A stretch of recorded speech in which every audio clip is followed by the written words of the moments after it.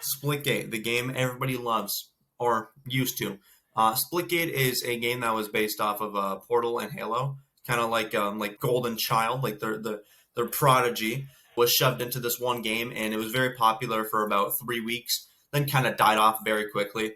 It was a game that was made in 2019 and got popular on 2021 during COVID, and a fuck ton of people played it. And if you look on the Steam charts, you can see that like around July 2021, it was extremely popular. That was just on Steam, and on Steam alone, it had at that time 70,000 people. All right, it doesn't sound like too much, but that's a lot. There was more people trying to log into the game that were actually playing the game. That's kind of the reason why it died, because you would have to wait in like a 3, 4, 5, 6, 7 hour queue, fuck it, 3-day queue to actually play the game. And the game itself was actually fantastic, right? I loved the game. I played it on myself on console. It was one of the most popular games at the time. It was just everybody on it was scouring to play this game because, well, it's a cool concept, right?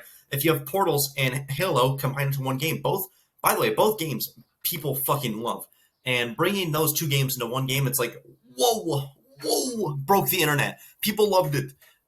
They did seasons, they sold stuff, they did competitive tournaments. They did competitive tournaments all the way through 2022, but then, I don't know, where Ghost Town, they stopped doing tournaments out of everywhere. And they did tournaments that were like $100,000, $500,000. I don't know how they got all that money. It was like a money laundering scheme or something. It seemed like it. And I don't know how they pulled all that money out of their ass and just threw it into tournaments.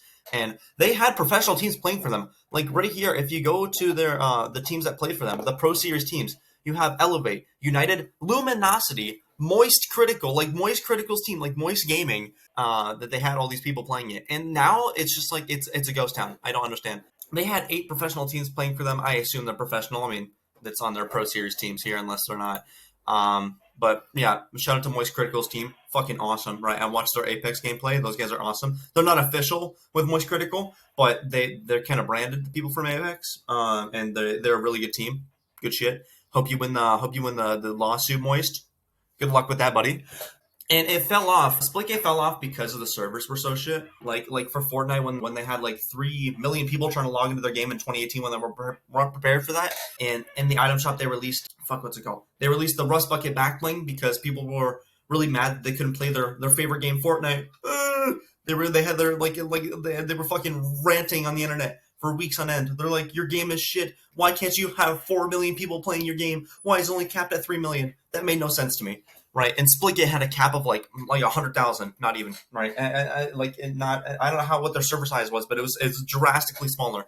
But because they weren't prepared for the mobs of people playing their game. They thought maybe it was gonna get half full, probably 3/4 full. They didn't expect, like a few million people lining up to play their game, right? And that game could have done very well. It did very well. It was a very fun game. Myself played it. I bought a bunch of stuff in that game because I thought, this game's going to go viral. This game, I'm going to buy the skins beforehand. I'm going to have the really cool shit when all the people play this game. They didn't spend any money in the first few weeks playing. I was going for like the Fortnite strat, starting in season 1. I regretted not buying the shit in season 1. So I'm like, fuck it. I'm going to buy everything in the beta in season 1. And when this game gets popular, I'm going to be like, I have the Renegade Raider of this game. And I'm going to be so happy. Didn't happen. The game died and I lost $40. Right. So, on and all, like this Splitgate's still a fantastic game. The game now, good God, if you look at the Steam charts, it went from a high of 70,000 people on Steam to now having less than 500. That is a crazy jump. And on Xbox, it's even less. Less people on Xbox even play it. Another current problem with Splitgate is there are more bots than people actually playing the game. So when you load into a match, you play with bots more than you would an actual player, which, kind of sucks, right? Because I'd rather fight someone than a bot who doesn't know where he's fucking looking.